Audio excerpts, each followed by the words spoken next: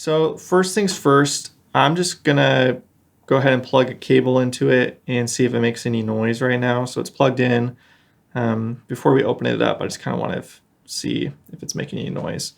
So let's go ahead and turn it on. Light comes on. Both knobs are at noon. See if we can hear any noise. Let's turn the volume all the way up. So there's definitely getting sound I can hear. I don't know if you'll be able to hear the hiss or not, but okay, so I'm going to go ahead and plug this in.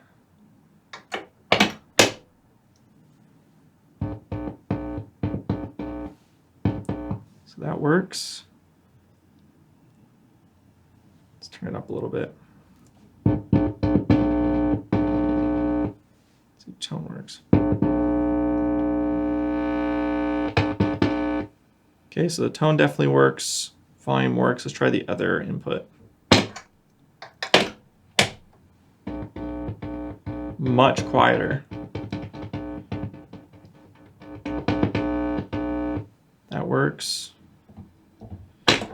So it says instruments on it. That's a lot quieter than that one. That one has no markings on it. Also quieter.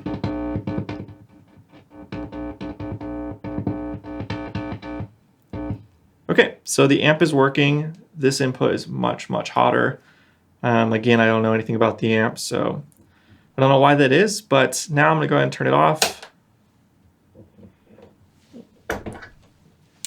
Cable away. And now it's time for the fun part. So we are gonna go ahead and open the amp up and look at the internals, but we're gonna do it safely. Again, I gotta stress this, I am not an expert. I am not an authority on any of this stuff. I'm learning very much as I go. But I did do some due diligence to try and make sure I can do this safely, and I will show you guys what I have learned. And yeah, we'll just, you're along for the ride with me. So I'm first going to go ahead and unplug the amp from the wall. Next step, I'm going to go ahead and remove these screws. Okay, so now I'm going to carefully slide the chassis back a little bit, so you can just kind of see what we're looking at here. Careful not to touch anything on the inside. Just want to kind of let it hang there. So I'm going to rotate it so you guys can see a little bit better. Okay, so now, number one thing, you don't just stick your hands inside of an amp, especially one that was just on, but in general, never do that. So what I've learned is that these things right here, let me find it's just a little plastic prodding tool, not conductive. So what I've learned is that these capacitors here and here, let me see if I can get them to focus. So this big thing here, this guy right here, those are called capacitors, and they hold high voltage even when the amp is off. And so those, they store it, and so that's what can cause you issues. So you definitely want to make sure that there's no voltage in those before you stick your hand or work on the amp at all.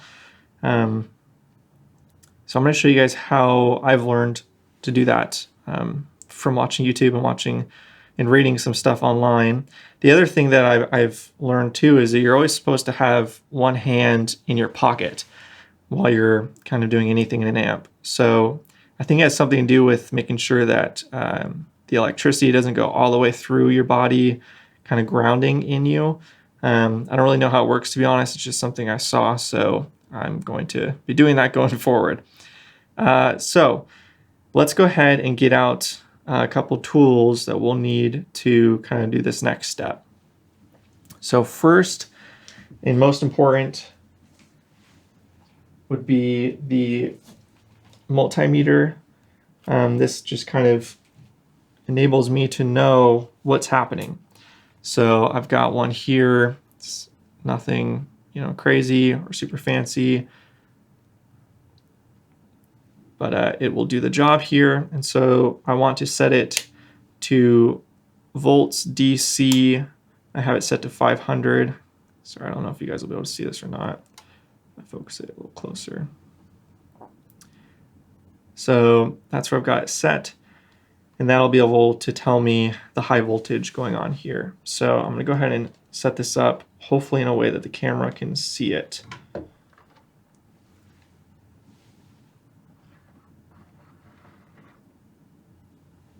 Okay, that might just have to work here. Okay, and then because of that one hand in the pocket rule that I mentioned before, what I'm going to do is attach the ground one here to a little alligator clip thing I made. See that? So just a wire with 2 alligator clips. I'm soldered onto it with some insulation. So I'm going to connect one to the ground, which in this case will just be the chassis. So I'm just going to connect that here, and then I'm going to connect the other end to this, just like that. I don't know how well to be able to see it, but again, not an expert. This is not a how-to, but just kind of walking you guys through what I've learned and as I do things. So I'm just going to get that out of the way here. Okay, so now we've got ground, and then I can kind of poke and prod with this end, and we'll see what shows up here. I don't really know, to be honest, where I should be doing it, but I'm just going to go where these filter caps are plugged into to see if that, not plugged, but soldered into, to see if that kind of gives me what I'm looking for. So we'll go to this one right here, which has this big black cap.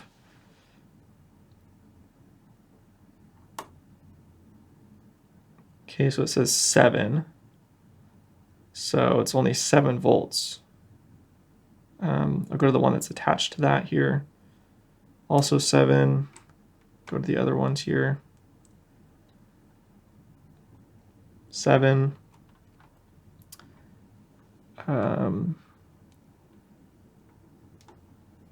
7.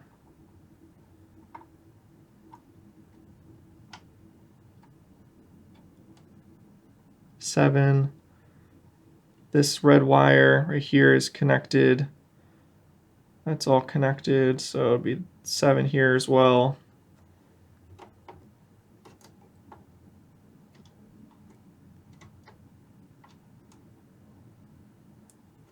Okay, so it looks like it only has 7 volts, even though it's just on, so the amp, I guess, did not retain the voltage. I don't know what that means, but if I were to plug it in, turn it on, and do the same thing, I should be seeing like hundreds of volts here, not 7 or 8. So anyways, no matter. So right now, 7 volts is nothing. That's, you know, a 9-volt battery won't harm you. So 7 volts is nothing. I could easily stick my hand in here and not worry about getting shocked or anything. Again, the amp is unplugged, but I'm going to show you the other little tool I got. And this is really important for when the amp doesn't just kind of diminish the voltage on its own like it seems to have done here. This is called a snuffer stick or something like that.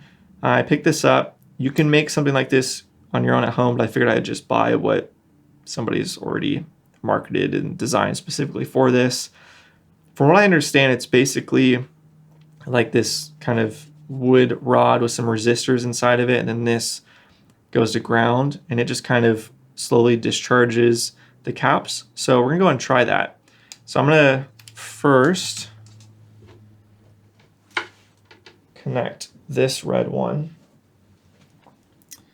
connect the alligator clips to it like I did before, so we can see on the multimeter it having an effect. So I'm going to connect this to where it said 7. Okay, now it says 8. So hopefully you guys can see that. So now I'm going to take my little snuffer stick thing, connect the grounded chassis on this end, and then I am, again, hand in a pocket. I'm just going to make that a habit because that's what I've read. So I'm going to do that. And we're just going to go and touch it where it read 7 before. And it should reduce. There we go. 6, 5, 4, 3, 2, 1. It's like it takes a bit longer as you get closer to 0. So now we're down to 0. So there's now 0 volts anywhere in this circuit. So I can completely do this without any fear. I could have done that with 7 as well, but just to be safe, I think it makes sense to put it down to 0. Okay, so now let's go ahead and get this off out of the way. I'll just unplug it. Now we'll go ahead and just examine the components in here and kind of see if anything looks loose. The amp made sound, so that's great. I'm just going to take my little tool here and just touch things. It's kind of loose.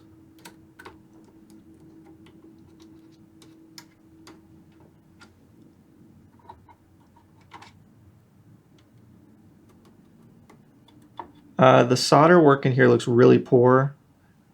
This connection in particular, I can stick the tip right through. It doesn't completely fill up. And that's not great. So I can focus on that a bit more. That looks very bad. Solder here looks pretty bad. Solder is really bad right here. But it's solid. It's not... doesn't look like it's coming undone.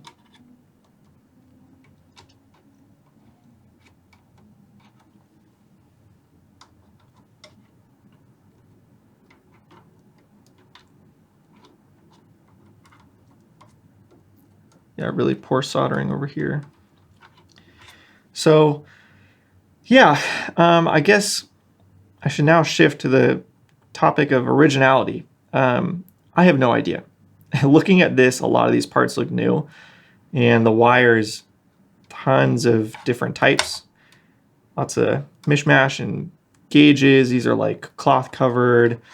These are obviously like plastic covered and really thin gauge, thicker gauge.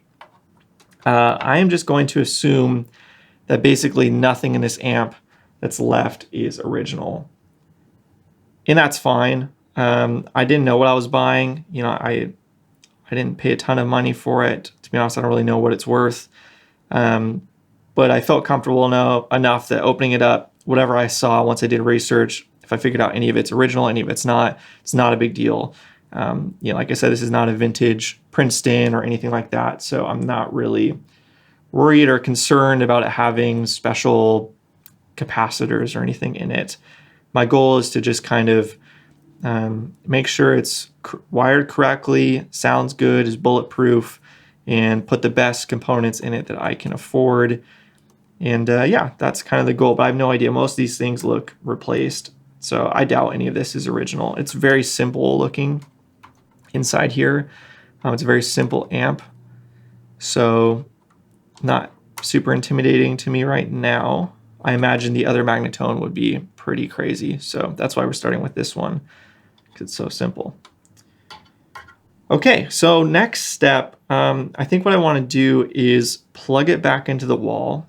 Be very careful, turn it on, and then I'm going to do what I'm doing right now and see if we can get any crackles or any noises to see if we can identify some bad solder joints, even though I don't really notice anything when I'm touching them. Maybe there's one that's really bad. And okay, so let's go ahead and do that. Okay, so the amp is plugged in. Go ahead and turn it on. So this is where it gets a little scary. But I got a hand in a pocket, and I've got this non-conductive tool, so I should be fine. I'm going to turn the volume up pretty high so we can hear anything. Don't know if my mic will be able to pick that up, but it's already got some like crackles and stuff with nothing happening. So let's go ahead and just kind of poke and prod a little bit. In fact, I'm going to point the mic down towards the amp to see if it'll pick up more.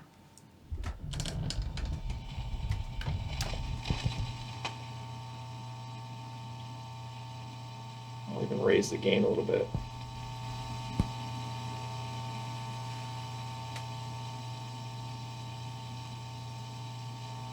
Okay, so let's go ahead and start over here. It's interesting, as my hand gets closer, it gets noisier.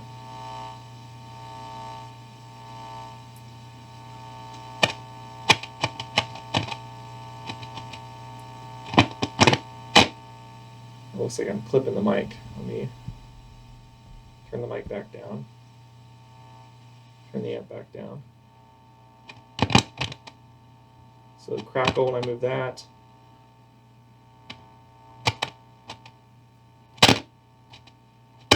Big crackle when I move that.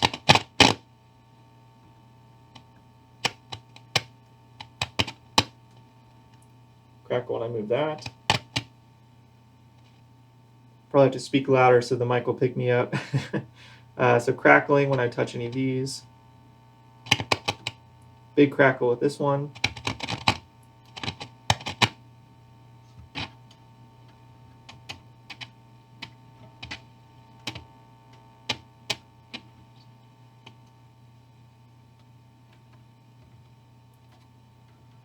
Following the wiring over here, this is the power tube.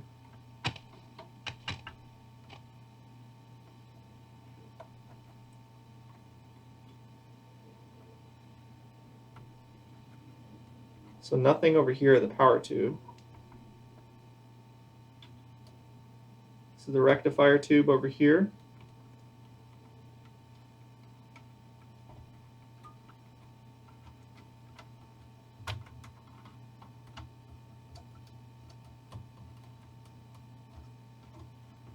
Nothing at the rectifier tube. So it seems like it's all right in this vicinity.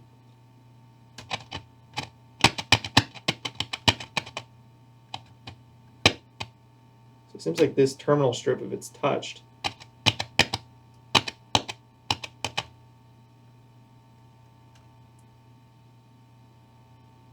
okay, I'm going to put the mic back up towards me. Okay, hopefully I didn't blow the mic out too much there, but yeah, it seems to be all based around here. It's got a decent little hum.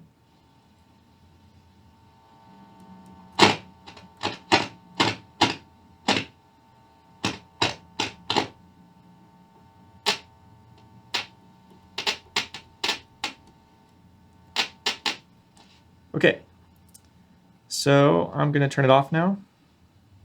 Actually, one more thing I want to test. I want to test for the tubes to see if they're microphonic. I can't really easily move the camera, so I'm just going to keep the camera where it's at. Sorry, guys.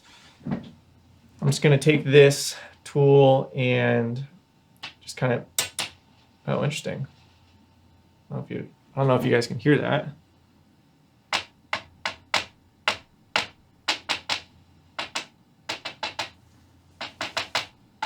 For some reason, it's picking that. So that tells me it's got a microphonic tube then. It's picking up. Yeah, listen to that. So I'm just very lightly touching the end of this tool, hitting the chassis. So, but that's not the tube, that's the capacitor. Which doesn't even look like it's hooked up. Looking at it, it's... What the heck? Okay, so this is not even hooked up, this capacitor. That silver can capacitor thing that has multiple caps in it. It looks like just the ground is being used. So these must be replacing... Sorry, I need to... These must be replacing what's in there, and that was just kept there because that's probably original to the amp. But it seems like that ground is really bad right here. Or something. Well, nothing's connected to that ground, so I'm confused. But touching that causes issues. Hear the amp freaking out a little bit right now. Try and move the mic to pick that up.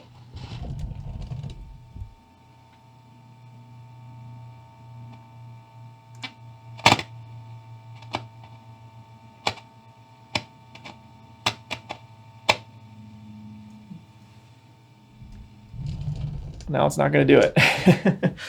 Okay, so yeah, going back to that, you can tell it's microphonic because I'm just tapping this and it's projecting a noise out of the speaker, a loud one. So now what I'm going to do is I'm just going to tap this like that over to the 3 tubes in this amp, and we'll see if any noise comes out.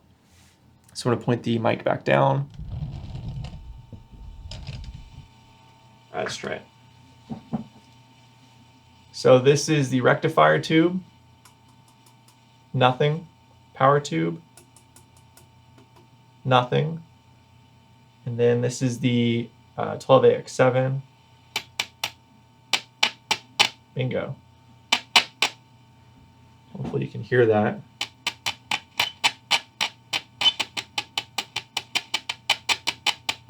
Yep, so that tube is bad.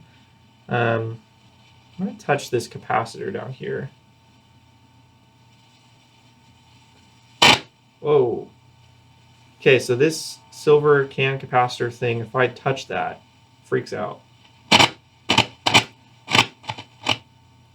Sorry for your ears, guys. Okay, so that... I'm confused. I'm confused right now. So this, when I move that, causes that noise issue, but this is not connected to that can capacitor. It is connected here, but there's nothing connected to ground. So why would that happen? Okay, I think I figured it out, guys. Let me see if I can move the camera to show you. That's got to be it. All right, let me put the mic back up at me. So I'm gonna move the camera down. Hopefully, you guys can see what I mean here. Let me see if I can get it in focus. Okay. So ignore these 2 wires here. Under this is the can capacitor. And this is not connected to anything. It's just soldered to what I think is the tab holding this can capacitor in place because it's not screwed in. You can see there's a tab right here for it as well. And there's nothing connected to that. It's like twisted. So instead of like laid flat against the chassis, it's twisted to keep it in place, I think. Then if I look here, there's a bunch of solder here. And I think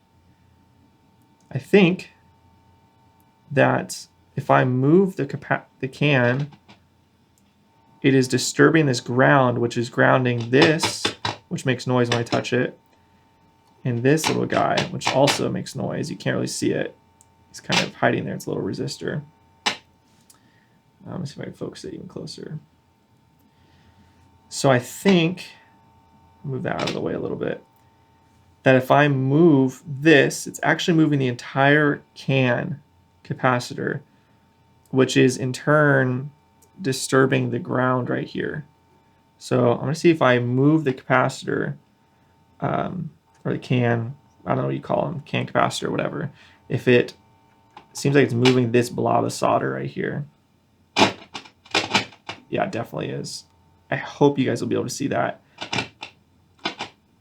So I'm just taking my finger and just kind of rotating it.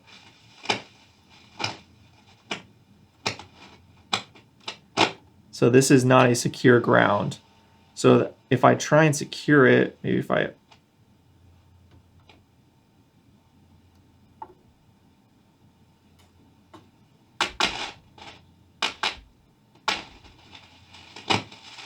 Okay, amp's like freaking out now.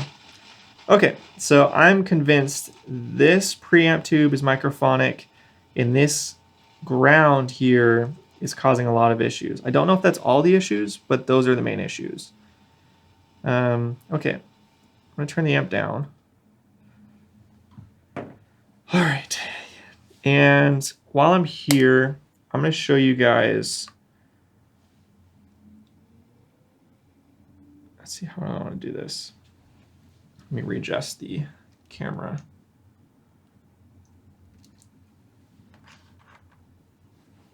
So while I'm here, I'm going to show you guys the voltage when the amp is on.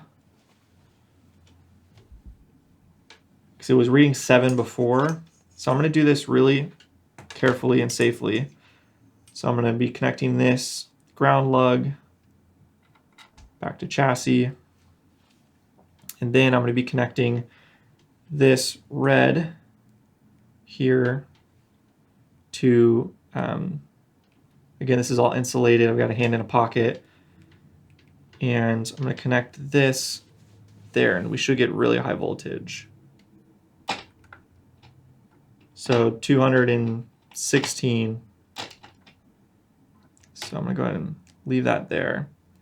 Now, if I turn the amp off, I'm assuming this amp just automatically discharges the caps. It has to because I just turned it off and it got down to 7. So we're going to turn it off and see what happens. Wow.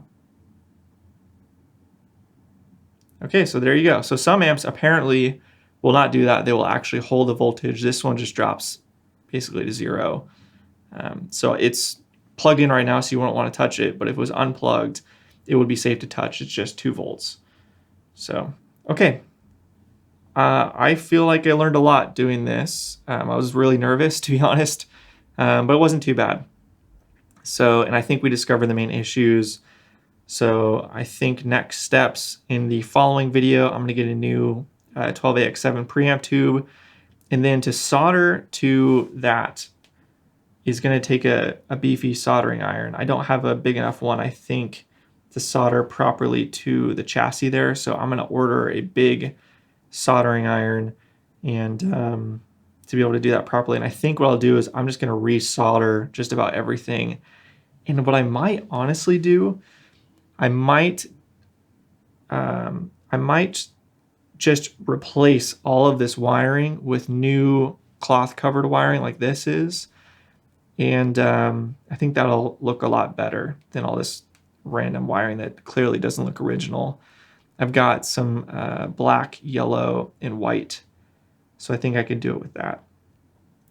Anyways, then next stage after I kind of get a new preamp tube and figure out how I'm going to ground this properly, I want to look at the schematic and try and figure out the differences between the schematic and what it's laid out as right now, and determine if I need to buy any new capacitors, resistors, what's out of spec, so we can kind of, whoops, my camera cut out there. So basically I was just talking about the capacitors and determining what's been done to the amp that's changed it from the stock wiring shown in the schematic, and then to kind of determine whether I want to, assuming there are changes, which I don't know, maybe there are, looking at the amp, obviously things have been done to it, so maybe they brought it or kept it stock, or maybe they modified it, I'm not sure.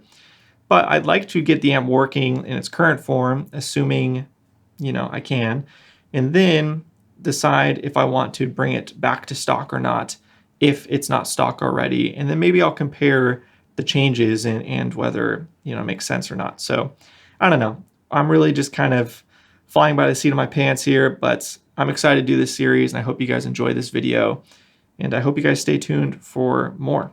So until next time, you know, I got to order some parts, but once I get those things in, I'll start recording the next part, and hopefully you guys will tag along with me during this journey. All right, see you guys.